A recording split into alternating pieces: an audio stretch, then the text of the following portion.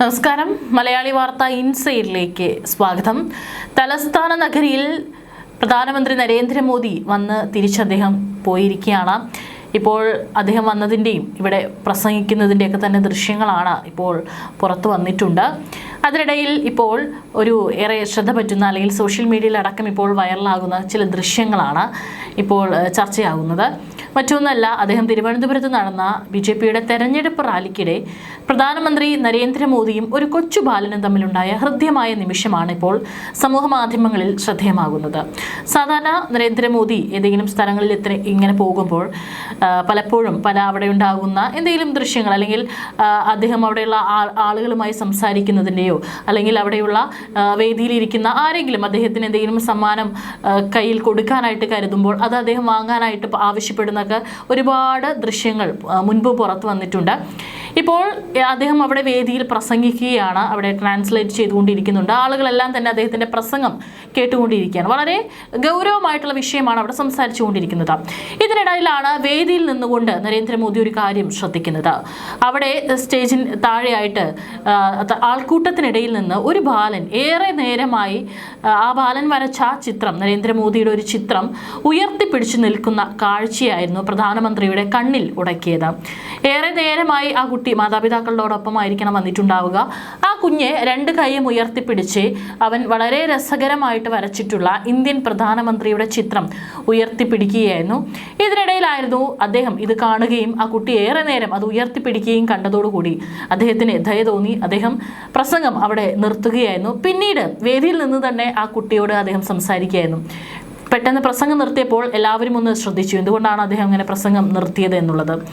അപ്പോൾ തെരഞ്ഞെടുപ്പ് പ്രചാരണത്തിൻ്റെ ഭാഗമായിട്ട് പുത്തരിക്കണ്ടത്ത് മൈതാനം അവിടെ സംസാരിക്കുന്നതിനിടയിലായിരുന്നു വളരെ ഹൃദ്യമായിട്ടുള്ള ഈ ഒരു അനുഭവം ഉണ്ടായിരിക്കുന്നത്.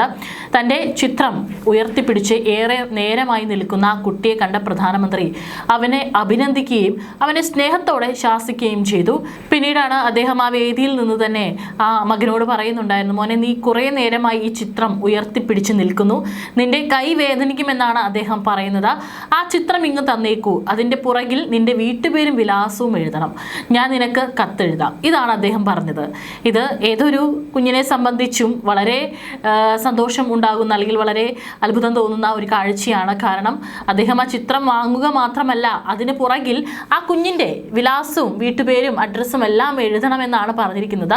തിരിച്ച് ഒരു രാജ്യത്തിൻ്റെ പ്രധാന സേവകൻ തിരിച്ച് ആ കുഞ്ഞിന് ഞാനൊരു കത്തെഴുതാം എന്ന് അദ്ദേഹം പറയുകയാണ്. ആ ദൃശ്യങ്ങളാണ് ഇപ്പോൾ പുറത്തു വന്നിട്ടുള്ളത്. നിരവധി ആളുകളാണ് അതിന് താഴെ കമൻറ്റ് ചെയ്യുന്നുണ്ട്, അവൻ നല്ല ഭാഗ്യമുള്ള പയ്യനാണ്, അല്ലെങ്കിൽ ഈ ഒരു വേദിയിൽ ഇത്തരത്തിൽ ഇങ്ങനെ ഒരു അനുഭവം ഉണ്ടാകുമോ എന്നുള്ളത്. ഇത് കേട്ടതോടെ സദസ്സിൽ നിന്നും വലിയ കയ്യടിയാണ് ഉയർന്നത്. മാത്രമല്ല അദ്ദേഹത്തിൻ്റെ SPG ഉദ്യോഗസ്ഥരോട് കുഞ്ഞിൻ്റെ കയ്യിൽ നിന്നും ആ ചിത്രം വാങ്ങാൻ നിർദ്ദേശിക്കുകയും ചെയ്തിട്ടുണ്ട്. ആ ചിത്രം ഈ കുട്ടിയുടെ സ്നേഹവും അനുഗ്രഹവുമാണ്, അത് വളരെ ശ്രദ്ധയോടെ വാങ്ങണമെന്ന് ഞാൻ SPG ഉദ്യോഗസ്ഥരോട് ആവശ്യപ്പെടുകയാണ് എന്ന് അദ്ദേഹം കൂട്ടിച്ചേർക്കുകയും ചെയ്തിട്ടുണ്ട്. SPG ഉദ്യോഗസ്ഥർ ഈ ഒരു ചിത്രം വാങ്ങാനുള്ള സാധ്യതയുണ്ട്, എന്തായാലും തീർച്ചയായിട്ടും വാങ്ങും. അപ്പം ആ കുഞ്ഞിന് ഇത് വളരെ ഒരു ഭാഗ്യം നിറഞ്ഞ നിമിഷമാണ്. പലപ്പോഴും നമ്മൾ കണ്ടിട്ടുണ്ട് പ്രധാനമന്ത്രി വളരെ കുഞ്ഞുങ്ങളോടൊക്കെ തന്നെ വളരെ സ്നേഹത്തോടെ അദ്ദേഹം സംസാരിക്കുന്നതിൻ്റെയും അവരോടൊപ്പം കളിക്കുന്നതിൻ്റെയൊക്കെ തന്നെ ദൃശ്യങ്ങൾ നമ്മൾ പലപ്പോഴും കണ്ടിട്ടുണ്ട്. പല വേദികളിൽ അദ്ദേഹം ചെല്ലുമ്പോൾ അല്ലെങ്കിൽ ഇത്തരത്തിൽ കുട്ടികളുടെ എന്തെങ്കിലും പരിപാടികളിൽ അദ്ദേഹം ചെല്ലുമ്പോൾ വളരെ താഴ്മയായി അദ്ദേഹം, ആ സമയത്ത് നമുക്കൊരു ഇന്ത്യൻ പ്രധാനമന്ത്രിയാണ് അതെന്ന് തോന്നുന്നില്ല. സാധാരണ കുട്ടികൾ അവരുടെ ഒരു അച്ഛൻ്റെ അടുത്ത്, അവരൊരു അപ്പൂപ്പൻ്റെ അടുത്തൊക്കെ തന്നെ സംസാരിക്കുന്നത് പോലെ അദ്ദേഹത്തിൻ്റെ താടിയിൽ തൊട്ട് തലോടുന്ന, അദ്ദേഹത്തിൻ്റെ മുടി പിടിച്ചു നോക്കുന്ന, അദ്ദേഹത്തിൻ്റെ കണ്ണാടി പിടിച്ചു നോക്കുന്ന ഈ കുഞ്ഞുങ്ങളുടെയൊക്കെ തന്നെ ദൃശ്യങ്ങൾ പലപ്പോഴും വൈറലായിട്ടുണ്ട് നമ്മുടെ ഇന്ത്യൻ പ്രധാനമന്ത്രിയുമായിട്ടുള്ളത്. അതുകൊണ്ടും ഇവിടെയും അത് തന്നെയാണ് സംഭവിച്ചിരിക്കുന്നത്. അദ്ദേഹം വളരെ വാത്സല്യത്തോട് കൂടിയിട്ടാണ് ആ കുഞ്ഞിനോട് ആ ചിത്രം SPGയോട് വാങ്ങാൻ ഞാൻ നിർദ്ദേശിച്ചിട്ടുണ്ട്, നിന്റെ കൈ വേദനിക്കുമെന്ന് അദ്ദേഹം സ്നേഹത്തോടു കൂടി ശാസിക്കുന്ന ഈ ഒരു വീഡിയോയാണ് ഇപ്പോൾ പുറത്തു വന്നിട്ടുള്ളത്. ഇത് മാത്രമല്ല, അതിന് പിന്നാലെ സദസ്സിലിരുന്ന ഒരു സ്ത്രീ തനിക്ക് നൽകാനായ ഒരു പുസ്തകം കൊണ്ടുവന്നതും പ്രധാനമന്ത്രി ശ്രദ്ധിക്കുകയും അത് വാങ്ങാനും അദ്ദേഹം SPG ഉദ്യോഗസ്ഥരോട് ആവശ്യപ്പെടുകയും ചെയ്തിട്ടുണ്ട്. കാരണം ഒരുപക്ഷെ അതും അദ്ദേഹം ശ്രദ്ധിച്ചിട്ടുണ്ടാവുക. കുറേ നേരമായിട്ട് ഒരു അദ്ദേഹം മേഡം എന്ന് പറഞ്ഞുകൊണ്ടാണ് സംസാരിച്ചത്, അവിടെ ഒരു പുസ്തകം തനിക്ക് തരാനായിട്ട് കൈപിടിച്ചിരിക്കുന്നത്, അല്ലെങ്കിൽ ഒരുപക്ഷെ അത് അവർ പൊക്കി പിടിച്ചിട്ടുണ്ടാവാം. അത് കാണുകയും ആ പുസ്തകവും അദ്ദേഹം വാങ്ങാനായിട്ടാണ് SPG ഉദ്യോഗസ്ഥരോട് പറഞ്ഞിട്ടുള്ളത്. ഈ രസകരമായിട്ടുള്ള അല്ലെങ്കിൽ ഏറെ സന്തോഷം തരുന്ന ഒരു കാഴ്ച കാഴ്ച ഇപ്പോൾ സോഷ്യൽ മീഡിയയിലടക്കം വൈറലാവുകയാണ്. ഏതായാലും ആ കുഞ്ഞും അതുപോലെ തന്നെ ഇപ്പോൾ ആ പുസ്തകം നൽകാൻ സാധിച്ചിട്ടുള്ള ആ ഒരു യുവതിയും അവർ ഏറെ ഭാഗ്യം നിറഞ്ഞവരാണ് എന്നാണ് താഴെ നിരവധി ആളുകൾ കമന്റ് ചെയ്തിട്ടുള്ളത്. പ്രധാനമന്ത്രിയെ ഏറ്റവും അടുത്ത് കാണാനാവുകയും അവർ കൊണ്ടുവന്നിട്ടുള്ള സമ്മാനങ്ങൾ അദ്ദേഹത്തിന്റെ തന്നെ ശ്രദ്ധയിൽപ്പെട്ട് അത് വാങ്ങാൻ അദ്ദേഹം തന്നെ ആവശ്യപ്പെടുകയും ചെയ്ത ഒരു വളരെ ഭാഗ്യമുള്ള ഒരു നിമിഷത്തിലൂടെയാണ് അവർ കടന്നുപോയിരിക്കുന്നത്. ഇനി അദ്ദേഹത്തിന്റെ പ്രസംഗം വളരെ തീപ്പൊരി പ്രസംഗമാണ് അദ്ദേഹം നടത്തിയിരിക്കുന്നത്. തന്റെ പ്രസംഗത്തിൽ മുഴുവൻ കേരളത്തിലെ ഭരണകക്ഷിയായ CPM-നെയും പ്രതിപക്ഷമായ കോൺഗ്രസിനെയും പ്രധാനമന്ത്രി രൂക്ഷമായ ഭാഷയിലാണ് വിമർശിച്ചിരിക്കുന്നത്. കേരളത്തിൽ ഒരു മാറ്റത്തിനുള്ള സമയമാണെന്നും BJPക്ക് വലിയൊരു ജനവിധി നൽകണമെന്നും അദ്ദേഹം വോട്ടർമാരോട് അഭ്യർത്ഥിച്ചിട്ടുണ്ട്. വളരെ കുറച്ച് മണിക്കൂറുകൾ മാത്രം, ഏകദേശം 2-2.5 മണിക്കൂറുകൾ മാത്രമായിരുന്നു അദ്ദേഹം തലസ്ഥാന നഗരിയിൽ ഉണ്ടായിരുന്നത്. പക്ഷേ തന്റെ പ്രസംഗത്തിൽ കൃത്യമായി പറയേണ്ടത് അദ്ദേഹം പറയുകയും ചെയ്തിട്ടുണ്ട്. സംസ്ഥാനത്തിന്റെ വികസനത്തിനായി കേന്ദ്ര സർക്കാർ നടത്തുന്ന ശ്രമങ്ങൾ ജനങ്ങൾ തിരിച്ചറിഞ്ഞു തുടങ്ങിയെന്നും അദ്ദേഹം അവകാശപ്പെട്ടു. കൂടാതെ അദ്ദേഹം അമൃത് ഭാരത് എക്സ്പ്രസ് ട്രെയിനുകളുടെ അടക്കം ഫ്ലാഗ് ഓഫ് ഉൾപ്പെടെ നിരവധി വികസന പദ്ധതികൾക്കാണ് തുടക്കം കുറിച്ചിരിക്കുന്നത്. അദ്ദേഹം രാഷ്ട്രീയ റാലിയെ അഭിസംബോധന ചെയ്യുകയും ചെയ്തിട്ടുണ്ട്. BJPയുടെ പ്രചാരണത്തിന് ആവേശം പകരുന്നതായിരുന്നു നഗരത്തിൽ നടന്ന റോഡ് ഷോയും. നിരവധി അല്ലെങ്കിൽ വൻ ജനപങ്കാളിത്തമായിരുന്നു ഇന്ന് നമ്മൾ തലസ്ഥാന നഗരിയിൽ കണ്ടത്.